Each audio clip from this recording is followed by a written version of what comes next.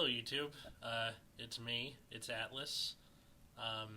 So I am in the hospital, and I'm not hurt. It's a screening for a pre-existing condition regarding treatment, but I'm here.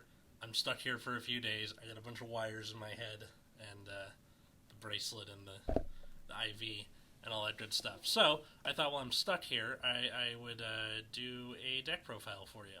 Now, I'm not going to do it like we've done in the past, where it's just okay, here's these three cards and I play them because, I'm going to put it somewhere behind me or up here, and I'm going to put the list down in the comments so that you can just get the list if you want to.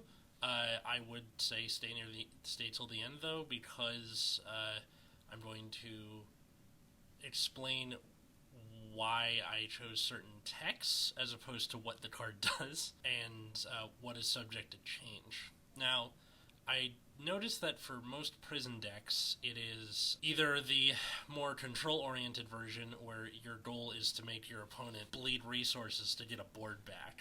So you're trying to just imprison the most amount of cards possible so that it's harder for them. And then there's the other version, which is that just get to 3, and then you can do all your stuff with your numbers and hit big columns and all that. I already have other decks that do that, so I'm playing the more control-oriented version, as you can see behind me and in the list below. There's, your typical, there's the prison, there's your 3 other copies of your Vanguard.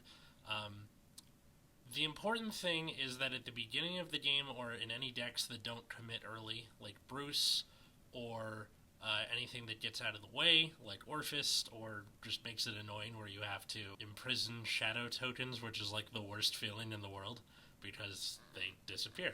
They do this thing where you want to run this new order here, or behind me, or whatever, the one where it's Soul Blast, rip a card out of their hand into prison. Not only does it make this harder for them to guard, but it also adds to your prison and gets you going early. That's also why I have the 3 bug motor. If you're wondering why those are not at 4, I had problems with clogging, where I had 2 to 3 of the orders in a turn, or bug motors where they're not really super useful after those first couple turns.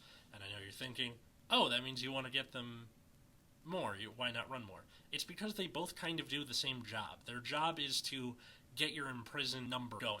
It's a similar thing with Cheval Stud. The thing with Cheval Stud is that he is Counterblast, Soul Blast to imprison something, and then you get the draw. That's always why you're going to use the effect, and not so much for the imprison itself.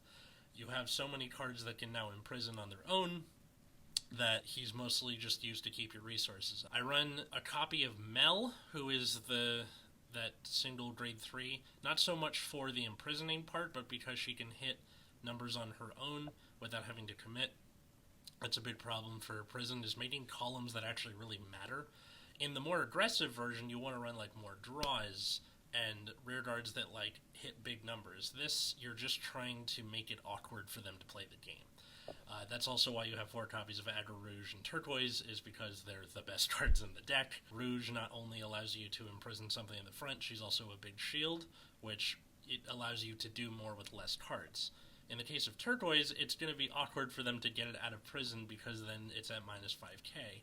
I have found that any deck that doesn't have its own removal, like other prison decks or Eugene or whatever, people will start targeting the Turquoise more than they will start targeting your Vanguard, which means it makes it easier to do other stuff later. I only run 1 copy of Azalea, the pink-haired grade 1 that gets 5k when she boosts if you have 3 cards in prison. She doesn't do anything on her own. That is also the case with Turquoise, technically. Turquoise works, and Azalea works, because of other stuff. It doesn't imprison on its own. So that's why I have it at kind of a low number. Most of the time it just makes a mediocre column, I don't know, if you have to call Seraph Snow on the board or whatever, it makes it a little more threatening. I also run 1 copy of the Handcuff Girl, because this is a control deck, so you want to run it for longer, technically. I have played against decks where your goal isn't so much to kill them, but to deck them out and to out-resource them. So she allows you to either refresh your Counterblast or refresh your soul. it almost never comes up, but it's a nice tech to have. I think in terms of flex spots, you have Handcuff Girl and Mel. There's also the other order that I'm running, the Explosive Heart, that is basically just a 5k shield for every imprisoned card.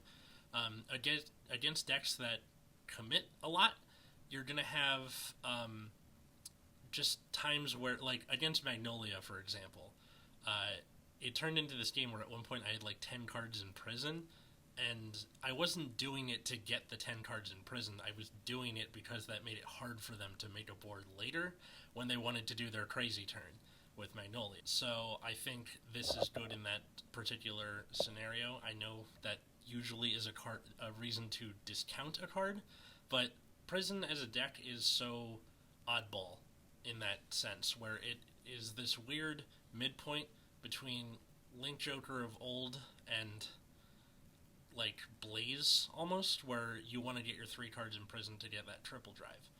Your triple drive mostly isn't for offensive pressure, it's for getting more cards in hand, and getting an extra drive check, always good. In terms of the trigger lineup, you can almost run any combination of anything. I run the 4 copies of the front not just because your side columns are usually kind of either mismatched where it's like a 15 or something, but also because they can just be weak. Like, I gotta move the Cheval stud up here on the Persona Ride turn that's hitting 18, so it allows you to do more with less, but also because it's a 20k shield, and that's good. I run 5 crit. I do the 5-4-3, so 5 crit, 4 front, 3 draw. Technically 2 draw and the over trigger, but you know what that is. Always going to want to do the Brandgate one, because if you remember from the Nexus at Night podcast where we were ranking the over triggers, it won the contest. So that's what you're going to want to do with that. I think if you want, you can run more fronts. I don't necessarily think that's a good idea, because crits are just a good trigger in and of themselves, so I think that deserves the 5, and front only really earns its spot because of the extra shield, and the giving it to the front row is a secondary thing. So that's kind of it. I'll have more deck profiles for you in the future, where Root Beer had this idea to do like a deck as it evolves over the weeks of going to locals and testing with friends and stuff. Not really a lot of events right now because the US sucks at wearing masks and getting the vaccine. Get your vaccine, for real. So yeah, I'll have a Magnolia profile and a Zarda profile for you at some point, and I'll have the version 2 of this in a few weeks, I think, after I'm out of the hospital and without wires stuck in my head. On my head, with notes. See that? Yeah, good stuff. Yeah, thanks everybody for watching. You can support the show, patreon.com/Nexus at Night. You get a whole bonus episode of us talking about whatever the hell we want with guests and stuff every week. You also get access to videos earlier than most. And thanks everybody for watching, for listening, and I'll see you on the outside. Bye.